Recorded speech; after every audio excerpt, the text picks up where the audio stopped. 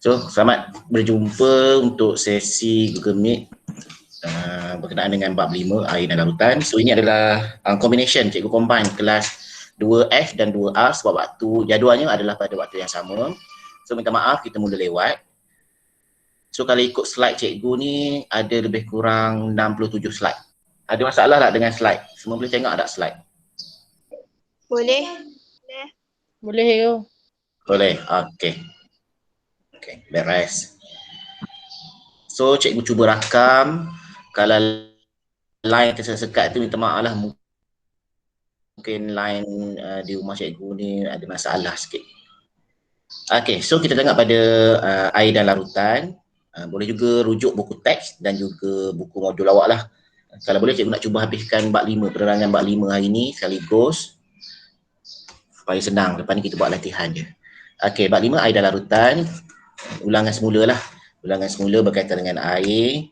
Apa itu air, sifat fizik air, sumber asas kepada kehidupan.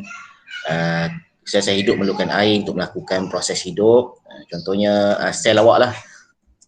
70% dalam badan adalah terdiri daripada air. Sebab tu kalau berlaku dihidrat, ada berlaku kehilangan air secara banyak, itu menyebabkan fungsi sel boleh rosak lah, tidak bermaya, lesu dan sebagainya. Okey, so sel-sel hidup seperti dalam tumbuhan jalankan proses fotosintesis, kesegahan sel, proses pencernaan, perkumuhan, pengangkutan nutrien. Ini semua yang melibatkan air lah, air. Okey, sifat fizikal air. Ini air tulen, air tulen. Takat didih 100 darjah Celsius, tanpa bau, rasa dan warna. Ketupatan pada 4 darjah Celsius adalah 1 gram per sentimeter padu. 1 gram per sentimeter padu ni ketupatan dia, roh dia. Ketegangan permukaan pada 10 darjah Celsius 0.074 Newton per meter. Keadaan fizikal air berubah bila haba diserap atau dibebaskan. Tindakan kapilari ni kalau awak isikan satu kapilari dalam air, dia akan naik lah. Kemudian takat beku 0 darjah Celsius. Aktiviti ni sebenarnya kita dah jalankan pada tingkatan 1. Pada tingkatan 1 ataupun di sekolah rendah. Untuk takat didih, untuk melibatkan rendah buat skrin lah. Okey, so ini adalah contoh soalan yang mana kita nak membuktikan bahawa air mempunyai ketegangan permukaan. So yang pertama, jika klip kertas timbul di permukaan air, buap air sejak dari permukaan air, ketulan ais terapung di permukaan air, pepijat air bergerak di atas permukaan air. So mana jawapan yang paling sesuai untuk membuktikan bahawa air ini mempunyai ketegangan permukaan? Agak-agak awak lah. So apa jawapan yang sesuai? Ada? Orang boleh bagi jawapan? Ketegangan air. Maksudnya kalau awak letakkan sesuatu di atas permukaan air, bahan tersebut terapung. So mana yang sesuai? A ke B ke C ke D? A, okey. A dan juga A dan D. A dan D. Klip kertas timbul di atas permukaan air dan juga pepijat air bergerak. Klip kertas ni kalau awak cuba pun sebenarnya kalau tak buat secara betul, dia boleh tenggelam. Sebab tu kalau orang Cina, dia menggunakan dia gunakan jarum. Dia letakkan jarum, isi air dalam mangkuk, kemudian diisi jarum. Dikatakan kalau hatinya tenang, kan, so jarum itu akan timbul. Betul tak? Siapa yang ada ni? Chong, betul tak Chong? Pernah buat tak Chong? Cuba buat. Ni kan dengan cerita Cina lah. Okey, so ni jawapan dia A dan D. Apa ulasan dia, apa inferen dia? Ketegangan bukan air disebabkan oleh daya lekatan antara molekul-molekul air yang membentuk satu membran di permukaan air menyokong objek kecil seperti serangga ataupun klip kertas. Kalau awak susah nak tengok, just awak letakkan saja kertas siap kecil, jadikan dia jepisan kecil, letak. So selagi air itu tidak menyerap dalam kertas itu akan timbul. Tapi bila air itu menyerap dalam kertas itu akan tenggelam. Okey, itu sedikit mukadimah. Kemudian kita lihat pula kepada benda asing, di mana benda asing itu boleh mengubah sifat fizikal air. Misalnya garam. Apa sifat fizikal air tadi yang cikgu telah tunjukkan pada awak? Mungkin kita ada takat didih, kita ada takat beku dan sebagainya. So ini juga ada satu eksperimen di mana garam itu menjadikan air berasa masin, menurunkan takat lebur air, meningkatkan takat didih air dan menambahkan ketumpatan air. Pernah dengar perkataan laut mati? Laut mati. Pernah dengar tak perkataan laut mati? Laut mati dikatakan garam yang terkandung dalam laut mati itu adalah lebih tinggi daripada laut kita. Sebab tu sebarang hidupan bila bila sentuh saja laut mati itu, dia boleh terapung. Kandungan garam dia yang terlalu tinggi, iaitu laut mati. Berbeza dengan laut awak. Laut awak tu memang juga ada garam, tapi garam paling tumpat, paling banyaknya adalah berada di tengah ke tepi. Garam di air laut biasa, di pantai Mempisang ke, pantai hiburan ke, kat mana kandungan garamnya paling tinggi? Di tengah ke di tepi? Di tengah laut ke di tepi pantai? Siapa boleh jawab? Tepi pantai. Tepi pantai. Siapa jawab tu? Adriana ke Uzul? Tak nampak perasan. Di tengah laut. Di tengah laut. Ya, Uzul. Jawapan Uzul yang tepat. Ya, di tengah laut. Garam yang paling banyak di dalam air laut biasa ni adalah di tengah laut. Tapi bila orang rasa air di tepi pantai pun dah masin kan? So di tengah lagilah masin. Okey. Kemudian Mas Tarin, soalan 3, seorang penjual ikan menaburkan garam pada ketelan ais yang digunakannya untuk menyejukkan ikan-ikan yang dijual. Kenapa dia buat macam itu?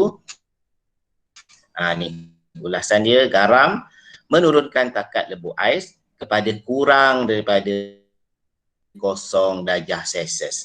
Sebab tu kalau orang menjual ikan, dia akan taburkan garam supaya takat lebur diturunkan dan ikan tu tahan lebih lama lah. Okey, ini sebenarnya ada satu aktiviti ni. Ini aktiviti buat aiskrim. Di sekolah rendah cikgu tak pasti awak buat atau tidak. Tapi biasanya cikgu sains di sekolah rendah dia akan buat. So kita juga boleh ulang lah. Tapi dalam kondisi sekarang ni mungkin tak boleh buat lah. Kita mungkin semua sekali pelajar bawa yogurt ke air buah ke masukkan dalam plastik aiskrim. Kita isi ais, kita taburkan garam. So boleh terus minum masa tersebut. So tahulah boleh buat ataupun tidak. Doalah kita buat sama-sama nanti. Okey. So jawapan dia, bila takat lebur ais kurang daripada 0 darjah Celsius, ais akan melebur lebih perlahan. Suhu yang rendah mengekalkan kesegaran makanan laut kerana mikroorganisma menjadi tidak aktif pada suhu rendah. Ini banyak dilakukan oleh nelayan ataupun yang berada di jeti lah, ni. Komposisi air. Zarah-zarah air dipanggil molekul, di mana satu molekul air terdiri daripada hidrogen, 2 atom hidrogen dan 1 atom oksigen. Air ialah sebatian dan boleh diuraikan dengan kaedah kimia. Ingat lagi maksud sebatian? Ingat lagi kaedah kimia? Ni belajar masa di tingkatan 1. Sebatian dia berpadu secara kimia. Sebatian dengan campuran. Apa beza sebatian campuran? Campuran bercantum secara fizikal sebab jalankan eksperimen tindak balas besi, ferrum dan juga apa?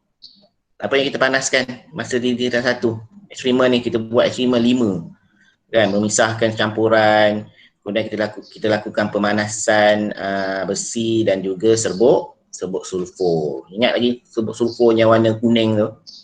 So itu adalah sebatian. So air juga merupakan sebatian, diuraikan dengan kaedah kimia iaitu menggunakan elektrolisis. menggunakan elektrik, di mana sebatian itu dapat diuraikan kepada zarah-zarah dia. Kalau dalam air, itu menghasilkan gas hidrogen dan juga gas oksigen. Okey, boleh sampai situ setakat ni. So ini adalah contoh proses elektrolisis. Boleh ke tersekat? Adriana, THGG ni siapa ni? THGG. Nama ni. Saya. Siapa THGG? Bila. Yelah, saya tu siapa? Kabila. Ha? Kabila. Safia. Okey, Safia. Kabila, cikgu. Safia. Oh, Kabila. Oh, Safia. Kabila nanti guna nama betul sebab cikgu ni gunakan attendant ni. Nanti attendant awak ni keluar THGG ni. Yang lain okey dah. Amiro, Mukmin, Azwa, Adriana, semua nama ni. Nanti bagilah nanti untuk next class. Lupa sikit nama tu. Sebab cikgu gunakan attendant auto ni. Nanti dia tak boleh keluarkan nama awak. Okey, so ini adalah elektrolisis air. Okay. So kita jalankan proses elektrolisis pada air gunakan pencampuran air suling dan juga asid sulfurik cair. Selepas beberapa jam akan ada gas yang terhasil, gas oksigen dengan gas hidrogen. Nampak gambar ni, cikgu terlalu conteng sebab cikgu gunakan slide tak penuh. Sebab kalau cikgu guna slide penuh susah cikgu nak tengok. Okey, so tengok pada kuantiti oksigen dengan hidrogen. Agak-agak awak kenapa kuantiti gas oksigen dengan gas hidrogen ni berbeza? H2 ni dan juga O2 ni. Tu nak conteng lah. Agak-agak kenapa berbeza? Mukmin? Oh, Mukmin. Mukmin ada Mukmin. Kenapa gas kuantiti dia berbeza ni, Mukmin? Amirul Mukmin, ada lagi tak? Ada, yo. Mukmin? Kenapa agak-agak awak gas kuantiti oksigen ni kurang daripada hidrogen semasa selepas menjalankan elektrolisis? Apa simbol bagi air? Ingat lagi simbol bagi air? Ni simbol bagi molekul air H2O. Nampak ni Mukmin? Dan lain-lain H2O. So maksudnya kandungan atom bagi hidrogen adalah 2 kali ganda. Boleh Mukmin? Boleh. Boleh kan? Yang lain pun boleh Okey. Okey, terima kasih. Ini contoh gambar ajar elektrolisis air. So cikgu tak nak sentuh dengan lebih lanjut tentang ini. Nanti kita tengok dalam buku sains proses skill awak. Okey, so selepas awak jalankan elektrolisis tadi, so bagaimana kita nak uji bahawa gas itu adalah gas hidrogen dan gas yang lagi satu adalah gas oksigen. Di sini kita uji gas hidrogen menggunakan kayu uji bernyala. Kayu uji bernyala, di mana bila awak masukkan kayu uji bernyala ataupun dekatkan pada mulut tabung uji yang mengandungi gas hidrogen, bunyi pop terhasil. Bunyi pop terhasil menunjukkan kehadiran gas hidrogen. Okey, manakala untuk menguji kehadiran gas oksigen, kayu uji berbara digunakan dan dekatkan atau memasukkan kayu uji berbara ke dalam tabung uji yang mengandungi gas oksigen. Kayu uji berbara akan menyala. Kayu uji berbara akan menyala. So, buktikan itu adalah gas oksigen dan itu adalah gas hidrogen. Okey, jelas ya? Ada soalan nak tanya? Yang baru masuk, Alia Nasuha, okey. Okey, ni kan gambar raja kehadiran dia. Ada yang berkongsi Google Meet tak? Janjiran ke? Cikgu mutkan Alia punya ni Cikgu mutkan Alia punya suara. Okey. Ini Gambar rajah menunjukkan kehadiran gas oksigen. Okey, kemudian proses penyejatan air. Proses penyejatan air adalah proses perubahan air kepada wap pada sebarang suhu di bawah takat didih. Penyejatan air berlaku secara perlahan kerana melibatkan air di permukaan yang terdedah kepada udara. Okey, apa beza penyejatan air dengan pendidihan air? Penyejatan air ni melibatkan permukaan sidai baju. Sidai baju yang basah. Penyejatan air ini sentiasa berlaku walaupun tidak melibatkan cahaya matahari. Sebab tu kalau awak sidai baju di dalam rumah pun tak ada masalah. Tapi mungkin masa yang diambil untuk air itu berubah kepada wap ataupun tersejat ambil masa yang lama lah. Okey, boleh nak tanya tentang penyejatan air, apa beza penyejatan air dan pendidihan air? Kalau nak tanya, boleh je interrupt cikgu, tak ada masalah. Buka mic, kalau nak buka video pun tak ada masalah.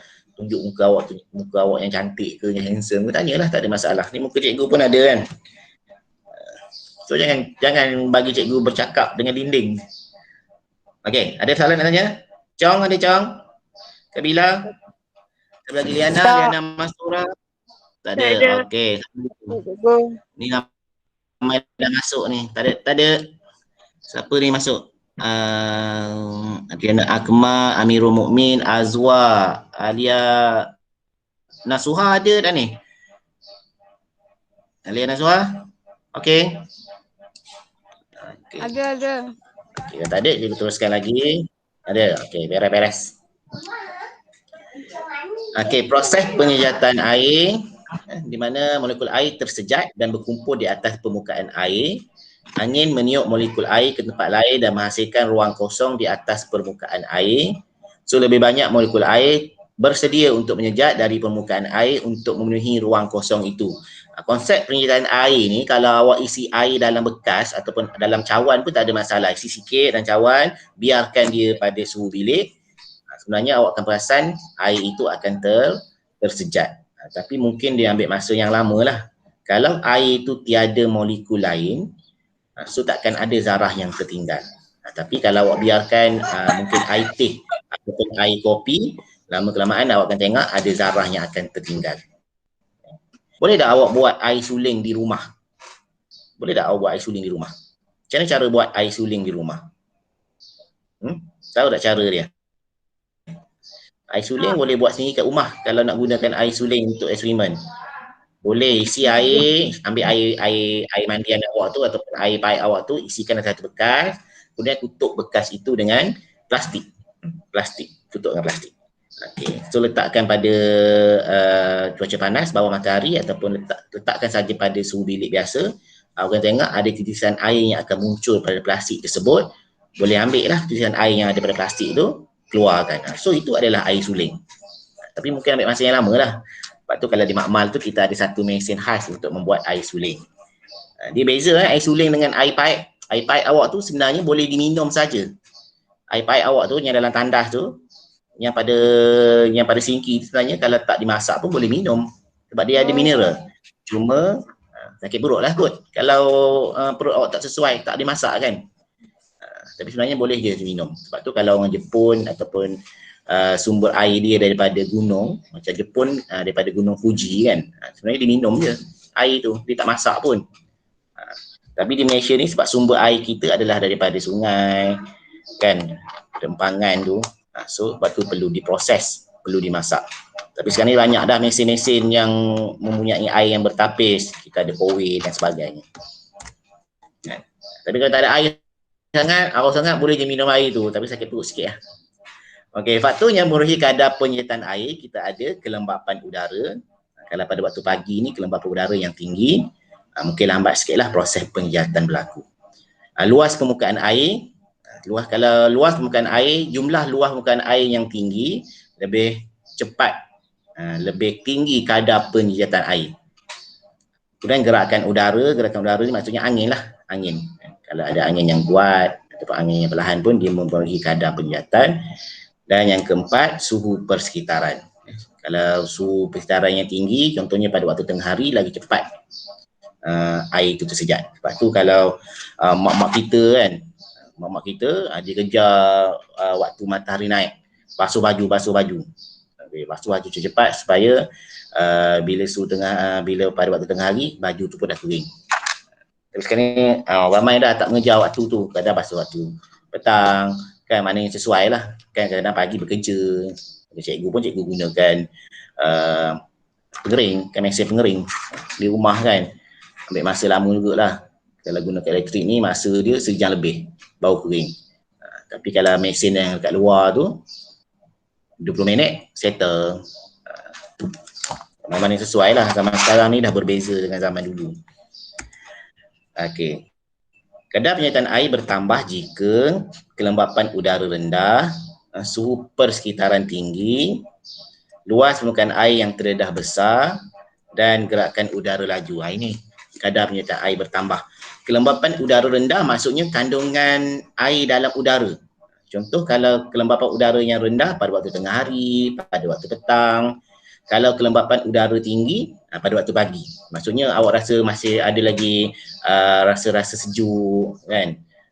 Bila awak letakkan tangan, maksudnya awak rasa air yang sejuk, embun dan sebagainya. Itu kelembapan udara. Silap pula. Kalau suhu yang tinggi maksudnya suhu di sekeliling awak tu meningkat. Biasanya pada waktu tengah hari lah. Pada waktu tengah hari suhu paling tinggi kan. Suhu paling tinggi. Luas permukaan air yang terdedah besar maksudnya kalau sidai baju tu biasanya kita akan kembangkan baju tu. Tapi ada juga yang kita lipat. Biasanya tengok gambar tu. Baju tu dikembangkan dengan betul. Ada juga yang lipat dua, ada juga yang lipat di hujung, macam ni kat sini. Tapi ada juga mungkin tak gunakan penyepit, hilang je, rosak je, kita lipat dua. Tapi lambat sikit lah masa untuk dia tersejat.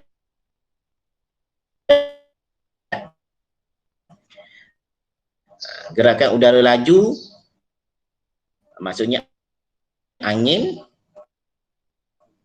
Tapi tengok juga keadaan angin. Keadaan angin yang lembap, lambatlah penyertaan air, cepat. Dia bergantung kepada 4 pertambah rajah, tidak baju, menjemur pakaian basah. Ini aplikasi. Kemudian aplikasi penyertaan air dalam kehidupan harian, dijemur apa tu? Oh, getah skrap Itu getah skrap. Getah skrap, mengeringkan kepingan getah. Ada tulis. Kemudian apa lagi? Penyertaan peluh, menyejukkan kulit. Okey. Kemudian penghasilan susu sejat daripada susu. Okey, ni kepanasan lah. Nak buat dadih dan sebagainya. Ada lagi pengeringan makanan laut. Kemudian alat pengering tangan. Macam alat pengering tangan ni pun bagus digunakan. Lepas tu kalau awak perasan di tandas-tandas awam ataupun di tandas Petronas, Share dan sebagainya disediakan alat pengering tangan. Dia lebih jimat dan lebih mesra alam berbanding awak sediakan tisu. Tapi kat rumah biasanya tak ada lah alat pengering tangan ni. Biasanya kita gunakan tisu ataupun kain kan. Sebenarnya alat pengering tangan ni nampak je digunakan elektrik tapi dia menjimatkan kos penggunaan tisu, kain dan sebagainya. Okey, kemudian apa lagi ni? Menutup batas dengan sungkupan sabut. Ni biasanya kalau orang nak tanam buah-buahan, sayur-sayuran, ditutup dulu batas dengan sungkupan sabut supaya tanah itu sentiasa lembap. Apa lagi ni? Penghasilan garam. Yes, ni penghasilan garam. Okey, so itu adalah berkaitan dengan sifat fizik bagi garam.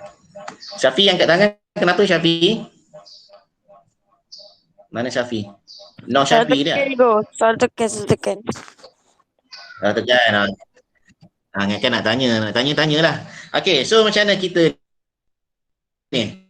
Awak nak terus habiskan bab 5 ke ataupun nak berhenti sampai 5.1? Saya berhenti dulu lah cikgu. Boleh kita berhenti sampai 5.1? Boleh. Okey. Ya? Boleh cikgu. Tak dengar yang kuat. Okey, Boleh. kita berhenti sampai Boleh. 5.1. So tugasan tutorial awak selepas ini boleh rujuk buku SPS, siapkan halaman 49. Tengok buku SPS. Buku SPS, siapkan halaman 49, 50. Ni eksperimen secara inquiry. Eksperimen secara inquiry boleh selesaikan 50, 51.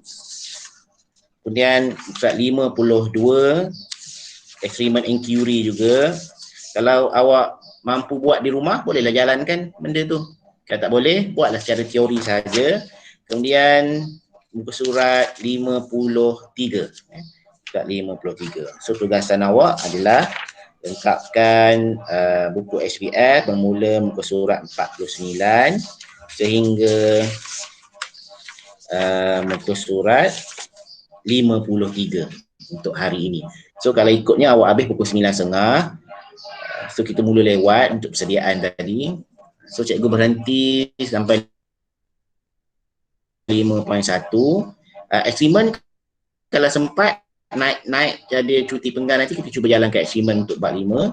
So untuk hari ni cikgu hanya nak tengok snap gambar bagi muka surat 49 dan juga 53 saja. Untuk cikgu buat semakan lah. Masukkan dalam grup, mungkin seorang atau dua orang tu, mungkin jawapan doktor hampir sama kan, cikgu kata anda seorang atau dua orang lah, yang lain boleh semak. Untuk eksperimen inquiry tu boleh lengkapkan nanti cikgu bagi gambar jawapan. Okey, ada soalan apa-apa sebelum cikgu habiskan Google Meet kita? Ada. Tak ada. Sebab cikgu dah rakam awak punya Google Meet ni. Kalau panjang sangat takut tinggi sangat dia punya size kan. Kesian kawan awak yang tak masuk ni. Okey, so kalau ada masalah cikgu onkan WhatsApp, boleh tanya dalam grup lah, jangan tanya personal. Bila awak tanya dalam grup, bila awak tanya orang lain boleh baca juga. Ataupun kalau tak nak tulis, gunalah suara, janganlah malu sangat. Rakam suara, cikgu balas sehingga pukul 9.30. So ada apa masalah, boleh rujuk cikgu. Dan kalau boleh selesaikan tugasan awak sebab cikgu kena buat pelaporan pula sebelum pukul 5 petang. Tapi jangan lewat sangat sebab cikgu kadang kalau lewat sampai 5 petang tu cikgu lupa. Okey, ada soalan? Tak ada? Ya. Tak ada, kita berhenti sampai di sini. Terima kasih. Kita akan berjumpa semula pada hari Jumaat untuk perbincangan 5.2 dan juga perbincangan soalan pada hari ini. Okey, dalam grup awak tu ada ketua bidang masuk. Ketua bidang Cikgu Siti Suraini. So tolonglah berhemah sikit, tanyalah sebab dia lakukan pemantauan. Bukan grup sains je, grup lain pun dia masuk juga. Kan kalau perasan tak ada nombor baru. Sama juga. Okey, go. Okey.